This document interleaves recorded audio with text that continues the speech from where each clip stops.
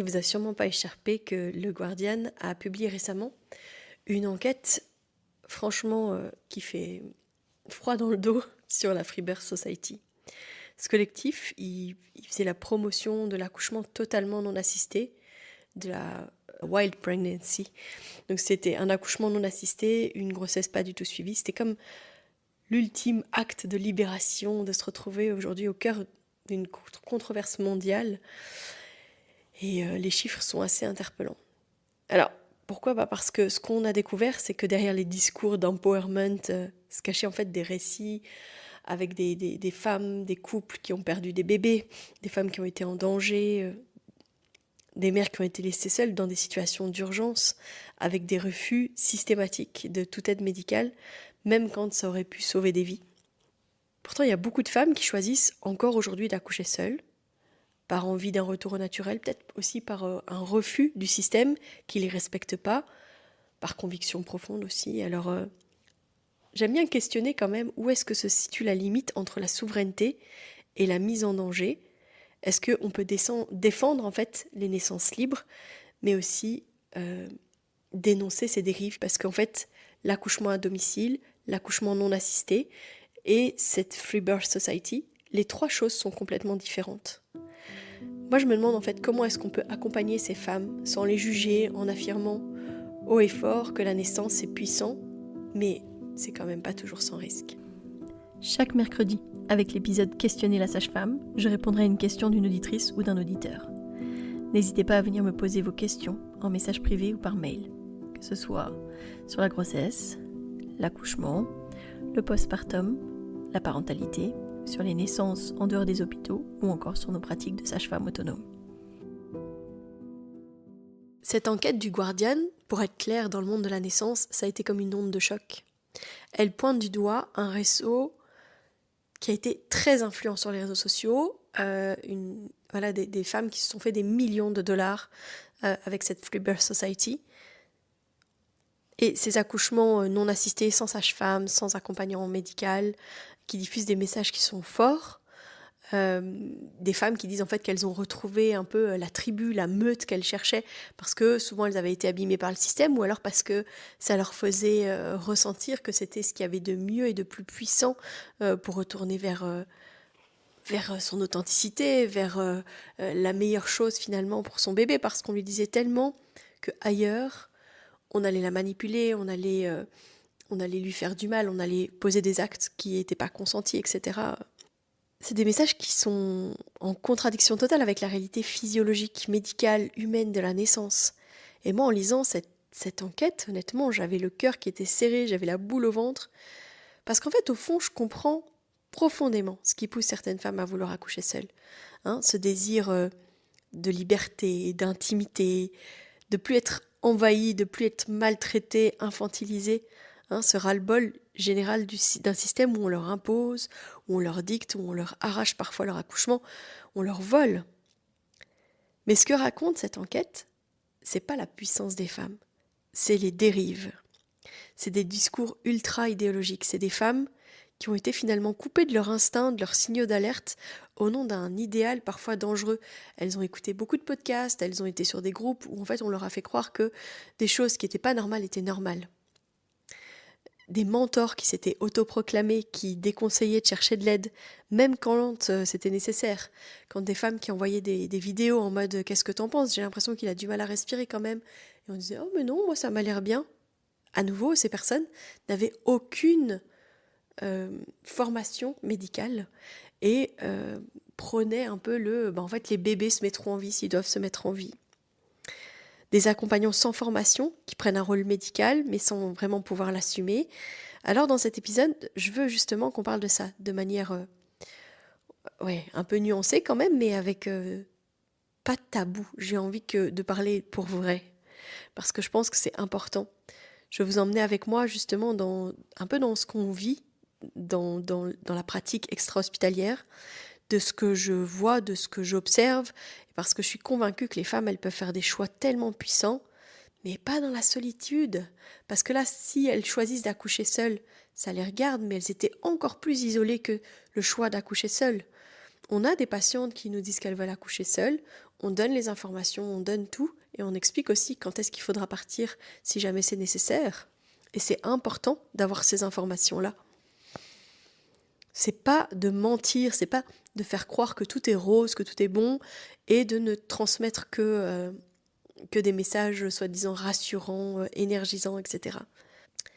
Je suis pas là pour juger, je suis là vraiment pour ouvrir un espace de réflexion, parce que je sais que, comme vous, ce monde de la naissance, il a besoin de changer, mais pas à n'importe quel prix, pas comme ça. En toute honnêteté, moi aussi, j'ai envisagé un accouchement non assisté pour Claude. Pas parce que je ne crois pas à l'accompagnement des sages-femmes, évidemment, mais parce que après la naissance de Catherine, et cette césarienne que j'ai pas choisie, qui m'a traumatisée, l'idée de ces professionnels qui ont pris le pouvoir et qui m'ont broyée, en fait, j'avais pas d'autres mots, et je vous ai raconté sa naissance il y a quelques jours, j'étais tellement traumatisée, vraiment profondément, que je voulais plus jamais rentrer dans cette case-là. Je voulais plus qu'il y ait personne qui prenne le pouvoir sur moi. Et je rentrais plus complètement dans les cases. Il n'y avait pas vraiment... Voilà, il y a pas de totale interdiction, mais on sait très bien qu'un accouchement à domicile, voilà, il faut que ce soit compatible aux yeux du système. Et moi, j'avais tellement peur de revivre une naissance traumatisante que j'étais prête à le faire seule, à enfanter toute seule, sans personne, peut-être juste mon homme, pour me sentir en sécurité, mais voilà. Mais heureusement, mes amies sages-femmes, elles ont accepté de m'accompagner, elles ont regardé mon histoire, ma détermination, mes besoins, et elles ont fait confiance.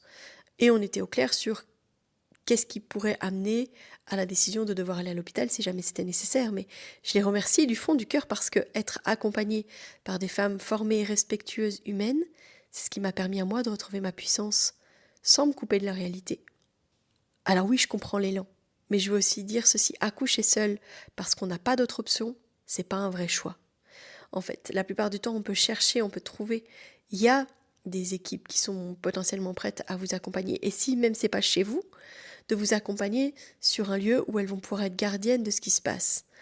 Peut-être que c'est important aussi de savoir qu'est-ce qui a amené à cette situation et pourquoi est-ce que c'est peut-être recommandé quand même d'aller à l'hôpital, mais de voir qu'est-ce qu'on peut aménager pour que ce soit confortable, respectueux, etc. Beaucoup de femmes qui vont vers un accouchement non assisté ne le font pas par militantisme, elles y vont par défaut, parce que l'accompagnement respectueux, compétent, sécurisant, en fait, n'est pas disponible. En France, il n'y a plus assez de sages-femmes qui font des accouchements à domicile, et il y a une telle chasse aux sorcières que beaucoup de sages-femmes vont rester dans la sécurité et vont refuser en fait des situations qui sont trop borderline et qui vont faire qu'elles mettent en danger leur pratique, et si elles mettent en danger leur pratique, elles mettent en danger aussi toutes les pratiques de toutes les sages-femmes. C'est tellement vite pointé du doigt, c'est une réalité. Il y a des endroits où c'est un désert, il n'y a pas de sage-femme, il n'y a personne qui va faire des accouchements à domicile, et peut-être que l'hôpital le plus proche est un hôpital qu'on sait pas hyper bienveillant, plutôt maltraitant, etc. C'est une réalité, ça existe encore malheureusement. Je le dis, je suis persuadée qu'on peut changer le système médical, mais qu'il va falloir que ça se fasse de l'intérieur. Moi, j'ai pas le pouvoir, dans ma personne à moi, de changer les choses, mais ensemble, on peut certainement faire les choses différemment. Quand elles y vont, non pas par choix, mais par non-choix finalement, elles y vont un peu au pied du mur. Et ce mur, en fait, c'est notre responsabilité collective. Quand on laisse le système devenir maltraitant, inaccessible, arrogant, on crée en fait ce terreau des extrêmes. La réponse, elle n'est pas d'aller vers un autre extrême. On ne devrait jamais se retrouver à choisir entre un accouchement intrusif, brutal, déshumanisé et un accouchement radicalement seul, sans filet, sans plan B. C'est pas ça le choix libre et éclairé. Dans ma pratique de sage-femme, je suis la première à dire qu'on peut accoucher sans être touché, sans être dirigé, sans être dérangé. Je fais des tonnes d'accouchements sans mettre mes doigts dans le vagin des femmes, sans jamais toucher le bébé, etc. Je suis la première à faire confiance aux femmes, à leur corps, à leur puissance, mais je suis aussi la première à dire qu'on doit composer avec les cartes de l'instant. J'en ai vu des femmes enfanter dans leur pleine puissance. Et puis j'ai vu aussi ces bébés qui restent bloqués et qui ont besoin qu'on les aide, d'accord ? Donc une dystocie des épaules, ça existe, ok, c'est moins souvent que quand on fait pousser les femmes, etc. Mais dans ma pratique, personnellement, en 15 ans de pratique, eh bien j'ai eu 2 dystocies d'épaule. Et je suis reconnaissante d'avoir eu l'aplomb, d'avoir eu la formation pour pouvoir intervenir et pour pouvoir aider ces bébés au moment où c'était nécessaire. Ces cartes-là, parfois, elles demandent d'agir, c'est pas céder à la peur, c'est pas abandonner son pouvoir, c'est reconnaître que la naissance, c'est un processus qui est vivant, qui est imprévisible, et que parfois, le laisser faire, en fait, ça peut devenir une mise en danger. Dans l'enquête du Guardian, ça a mis quand même en lumière au moins 48 cas de décès de bébés ou de complications graves qui sont directement liées au conseil d'influenceuses non professionnelles. Il y avait quand même certaines mentors de cette Freebirth Society qui allaient jusqu'à affirmer qu'un bébé bleu, c'était pas un problème. Ou qu'une hémorragie, ça pouvait se résorber tout seul. Ou qu'une infection, ça nécessitait pas de soins. Mais la logique, en plus, c'était de la responsabilité radicale. Alors oui, je suis la première à dire que le risque zéro, il n'existe pas, mais là, ça consistait vraiment à dire que si un bébé meurt, c'est que c'est comme ça, et puis peut-être que la mère, elle a un peu échoué quand même. Non seulement on la prive d'un filet de sécurité, mais en plus on la culpabilise. Et là, je me demande à quel moment on est passé de l'autonomie à l'abandon. À quel moment on est tombé dans cette nouvelle forme de dogme où même écouter son intuition, ça devient suspect. Si on nous pousse à demander de l'aide, par exemple, si on nous pousse à ne pas demander d'aide. Il y a une sage-femme qui disait en réaction dans cette enquête, qui disait, en fait, ne pas intervenir, ne pas aider un bébé à la naissance quand en fait il est en difficulté, en fait c'est comme regarder un enfant se noyer dans une piscine et ne rien faire au nom de la liberté. Dans ma pratique, j'accompagne des naissances non médicalisées. Souvent, très respectueuses, mais je reste une professionnelle qui est formée, capable de reconnaître les signes d'alerte. Je sais quand il est temps de rester en retrait, mais je sais aussi quand c'est nécessaire d'intervenir. Et à ce moment-là, rester les bras croisés au nom de la pureté de l'expérience, c'est plus de la liberté, c'est du déni. Et c'est dangereux. Fais tes choix, oui, mais garde des repères, reste connecté à toi, à ton bébé, à ton ressenti, et aux signaux, aux signaux de l'instant, aux cartes de l'instant. Moi, je suis persuadée que ces parents, s'ils n'avaient pas été endoctrinés en fait dans cette vision de il faut absolument rien faire, tout se passe comme il doit se passer, etc. La plupart auraient agi avant, auraient appelé les secours avant, auraient peut-être été à l'hôpital avant parce qu'ils auraient senti qu'il y avait quelque chose qui n'allait pas. Mais quand on les a endoctrinés dans une certaine vision, quand en plus parfois elles sont accompagnées par des personnes qui ont la même vision et qui du coup vont plus loin en disant t'es une reine, tu sais faire, ton corps sait faire, ton bébé sait faire, mais que si jamais ça glisse, en fait personne n'intervient, c'est là où on est en danger. Et donc du coup c'est plus vraiment des accouchements non assistés, ils sont assistés par des personnes qui ont une vision, une croyance qui met en danger. Ici, c'était de l'isolement, parce que quand un groupe te dit de ne faire confiance qu'à lui, de ne pas aller consulter, de couper les ponts avec toutes les structures médicales, c'est plus de l'empowerment en fait, c'est de la dérive, d'accord ? Alors oui, le risque zéro, il n'existe pas, ni à la maison, ni à l'hôpital, ni en maison de naissance. Mais il y a une différence qui est fondamentale entre accompagner le vivant et puis fermer les yeux quand le vivant, il va pas, il vacille, quoi. Ce qui est glaçant dans cette enquête, c'est que les chiffres de mortalité, dans ces chiffres-là, c'est la manière dont, en plus, le mouvement de la Freebirth Society construit son image publique. Parce qu'en réalité, ils effaçaient toute trace de dérive, de regret ou de drame. C'est là que le côté sectaire du mouvement devient un peu flagrant, quoi. Des femmes qui ont perdu leur bébé pendant un accouchement non assisté, parfois dans des conditions dramatiques, qui ont tenté de témoigner sur les forums en disant « Ben voilà, j'ai accouché toute seule chez moi et mon bébé est mort et je m'en voudrais toute ma vie ». Et les groupes ou les espaces qui étaient gérés par la Freebirth Society, en fait, leur récit était immédiatement supprimé. Les messages effacés dans l'heure, les comptes bannis. Il n'y a pas de place pour la vulnérabilité, pas de place pour la remise en question, seulement des récits qui sont glorifiés, choisis, filtrés. Et dans leur propre podcast, il n'y a jamais une mère qui ne témoigne de parler de regret, même sans parler du décès de son bébé, mais de dire en fait, ça a été difficile, j'ai dû partir, etc. Enfin voilà. Non, on ne glorifie que celles qui ont réussi. Jamais d'histoires douloureuses qui sont mises en lumière. C'est une construction vraiment unilatérale du récit. Un écosystème qui est fait pour que seules les femmes qui disent « c'était l'expérience la plus puissante de ma vie » aient leur place.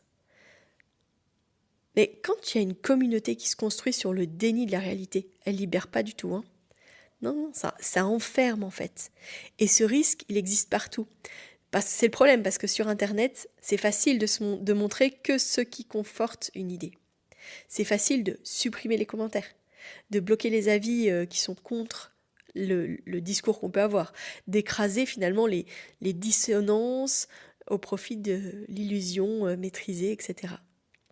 Et à force de n'entendre qu'un seul son de cloche, on en vient à croire que les accidents sont 100% évitables, que s'il y a quelque chose qui tourne mal, en fait, c'est forcément que la femme n'était pas assez préparée, pas assez connectée, pas assez libre, etc.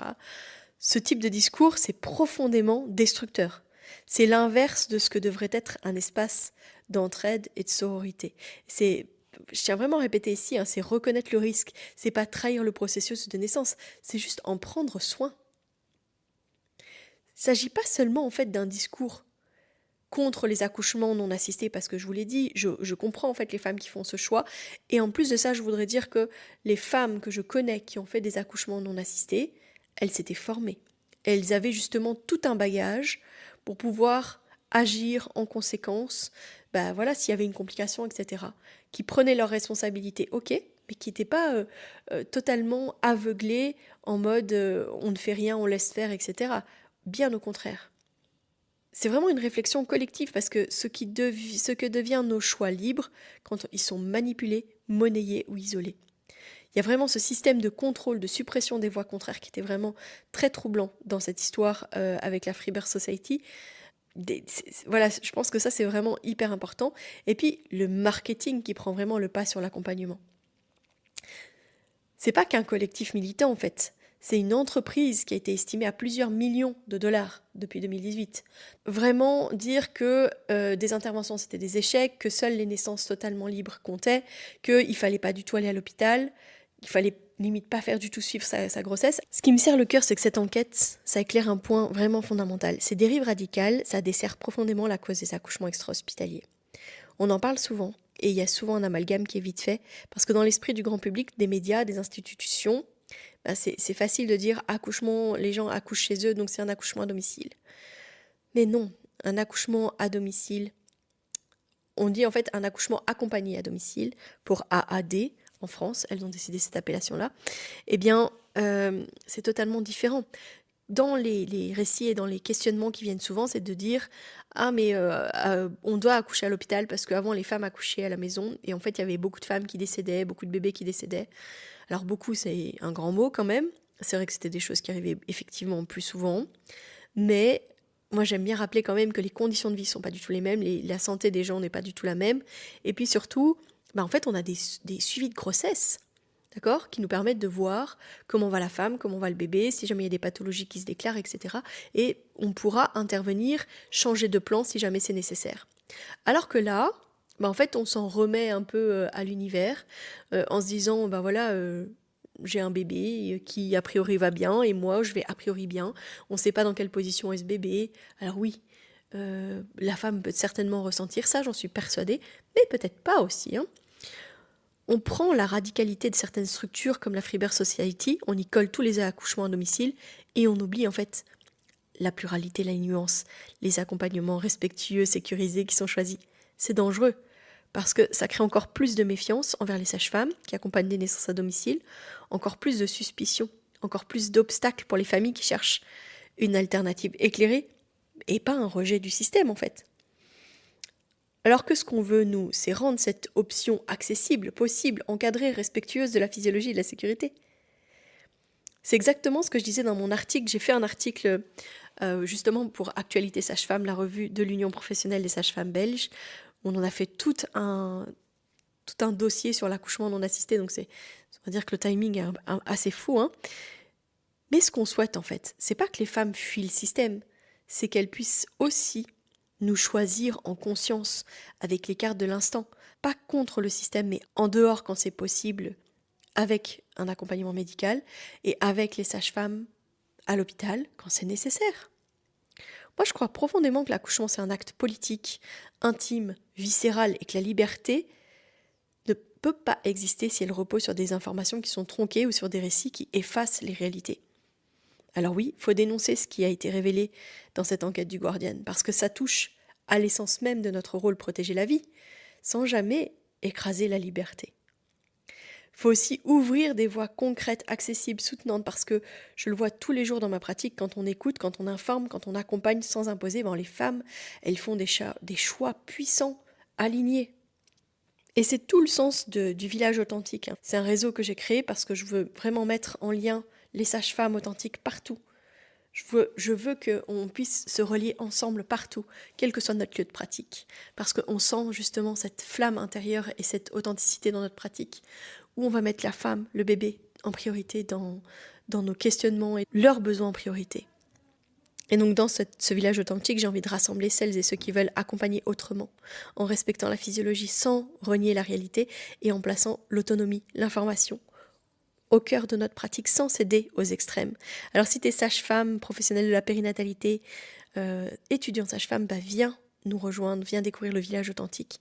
Tu trouveras justement une communauté avec, je l'espère, des mini-formations que je suis en train de mettre en place, du soutien et des espaces pour échanger entre nous, pour faire évoluer la pratique des sages-femmes et surtout le monde de la périnatalité. Moi, je suis sûre qu'on peut changer les choses ensemble. Je mets le lien dans la description de l'épisode.